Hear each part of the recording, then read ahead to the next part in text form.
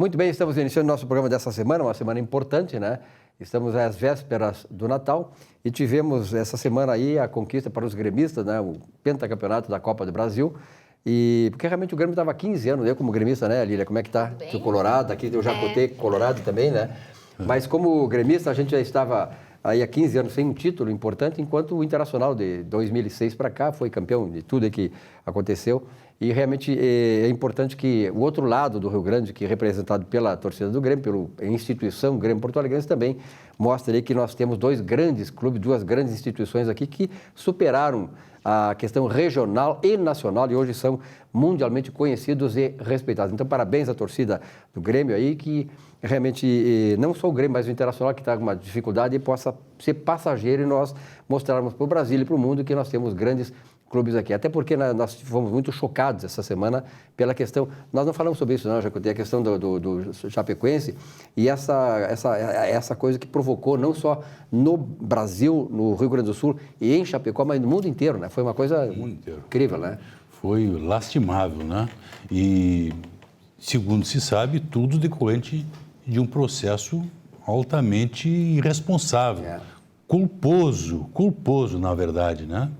Porque o avião não tinha suficientemente, não estava suficientemente abastecido para fazer essa viagem. Engraçado que o camarada, o cara estava dentro do avião, o cara ia ser o piloto.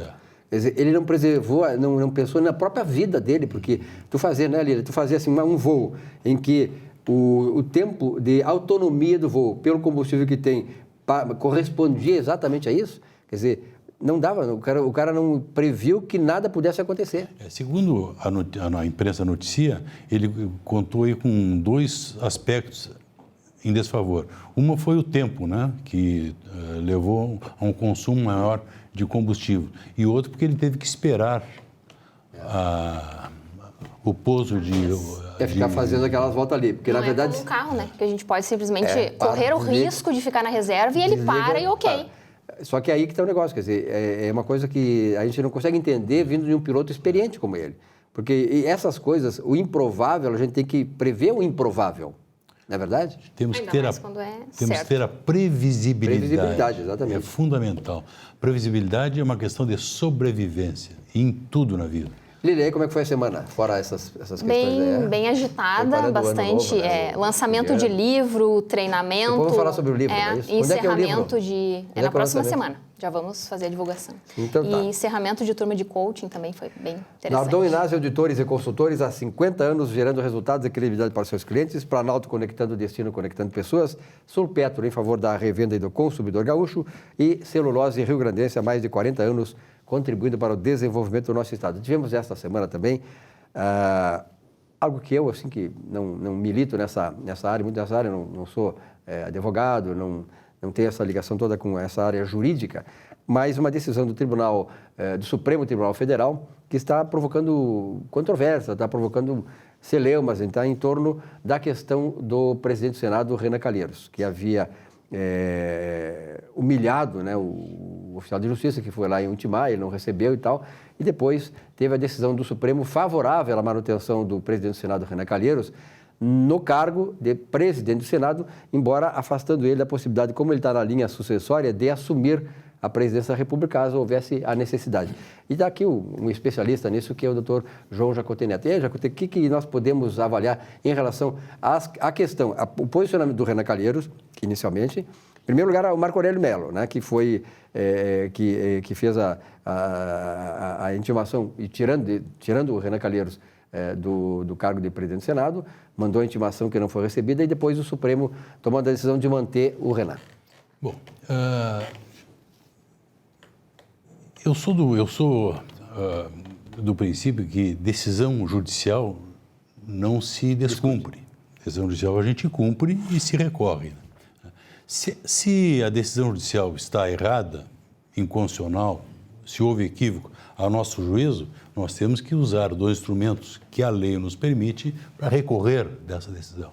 Agora, o que não se pode admitir é que, mesmo errado uma decisão, não se faça cumprir, né? Especialmente quando quem descumpre é um dos próceres da República, quer dizer, um dos chefes dos poderes da República. Então, o fato foi gravíssimo, né? É preocupante, porque se essa moda pegar, que o exemplo veio de cima, não tem exército que segure, né? Decisão judicial não vale mais nada. O Renan, como você colocou aí, o Renan ele afrontou o judiciário na medida em que ele descumpriu uma decisão de um ministro do Supremo, e depois o Supremo, por maioria de votos, acho que foi uma maioria quase absoluta, né? 2 ou 3 foram favoráveis ao afastamento do presidente do Senado, mas o Supremo acabou dando razão para o Renan Calheiros. Isso não é perigoso? Quer dizer, daqui a pouco o Supremo desconsiderou a humilhação que o presidente do Senado fez ante a instituição Supremo, e o Supremo ainda dá uma razão para o Renan Calheiros? Eu não gostaria muito de entrar nessa seara, uma seara muito complicada, né? Mas, na verdade, o que o Supremo entendeu foi de tirar o Renan Calheiros da possibilidade de vir a suceder à presidência da República. Eu acho uma decisão questionável, porque aquilo é prerrogativa do cargo. Né? Então, como é que nós vamos romper a prerrogativa do cargo? Que é constitucional. Que é constitucional. Então, eu não entendi muito a posição do Supremo, com todo o respeito aos ministros, né, que entenderam o contrário, mas é difícil aceitá-la assim, de bom grado. Né? É impalatável, né, na verdade, né? E até porque, na verdade, né, eu vejo assim que o Supremo ele foi afrontado pelo presidente do Senado. Quer dizer, nós sabemos que existe no Brasil uma crise institucional estabelecida, não só na presidência da República, mas nas instâncias, digamos, do Congresso Nacional, Câmara, Senado e também nas instâncias judiciais. Por exemplo, assim, o Renan Calheiros, há dias atrás, ele desautorizou um juiz, chamou até de juizeco, uma coisa assim, né? Um juizeco. Quer dizer, ele está afrontando o Poder Judiciário e está saindo incólume. E é um camarada que tem 12 ou 13 ações de improbidade, ele é réu nesses processos. Quer dizer, e aí, é como tu disseste, o que passa para a sociedade? Pô, por que eu vou cumprir a lei se os caras que estão lá em cima, que deveriam dar o exemplo, não dão o exemplo? Aliás, fazem as coisas às claras, descumprem, humilham, passam por cima da instituição judiciário, passam por cima das instituições que nos dão a garantia, né, de que nós podemos ter uma civilidade, podemos viver em sociedade com ordem, com lei e ordem. Eu acho que nós passamos momentos extremamente difíceis no Brasil, né? Aspectos éticos, princípios éticos, morais, enfim, eu estou extremamente preocupado com o nosso futuro. Verdade. Porque do jeito que está, né, não se respeita mais nada. É verdade. Bom, vamos torcer para que as coisas, né, de repente, aí dê um clarão de bom senso nas nossas autoridades, porque, na verdade, nós estamos num processo de mudança agora de ano, né? As perspectivas da economia, que eram mais ou menos de uma certa recuperação, claro que vão ficar na dependência das questões institucionais, porque os investimentos empresariais, nós sabemos, tu sabe muito bem, né, a Lília também, ele se baseia por uma certa estabilidade, certa garantia da manutenção do princípio, né, de cumprimento dos contratos, que tem uma estrutura jurídica por trás de tudo isso, e na medida em que estas coisas começam a ser levantadas, elas enfraquecem isso. E o enfraquecimento dessas garantias constitucionais, os empresários vão embora. Não fazem o investimento que tem que fazer. Isso é uma grande verdade, né? Isso é uma verdade inquestionável. Haverá investimento em determinado país se acreditar que aquela situação vai permanecer. Quer dizer, quando tudo está instável, não se sabe o que vai acontecer, quer dizer, não existe certeza, e uma corrupção generalizada. Veja só que metade da Câmara de Vereadores de uma determinada comarca, né, está presa. Governadores estão presos. A mulher do governador... Ex-ministros presos. Ex-ministros presos. Não sabe mais o que vai acontecer nesse país. É apocalipse aí para nós. Bom, obrigado, Jacotê.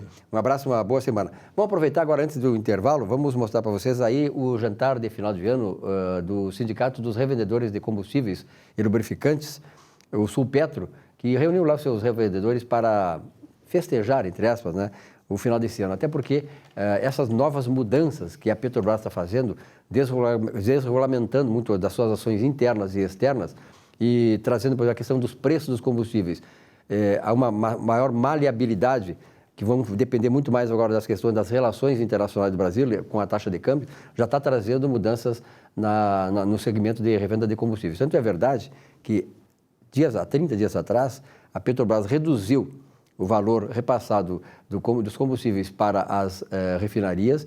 Isso não aconteceu das refinarias para as distribuidoras e das distribuidoras para os postos de combustíveis. Na queda, quando houve agora o aumento, aumentou a Petrobras para as refinarias para as distribuidoras para os postos de combustíveis. Aumentou imediatamente. Isso as pessoas não conseguem entender. Aliás, ninguém entende. Vamos ver. Então, vamos ver aí, acompanhar esse evento. Conversamos com o presidente Adão Oliveira, presidente do Sulpetro.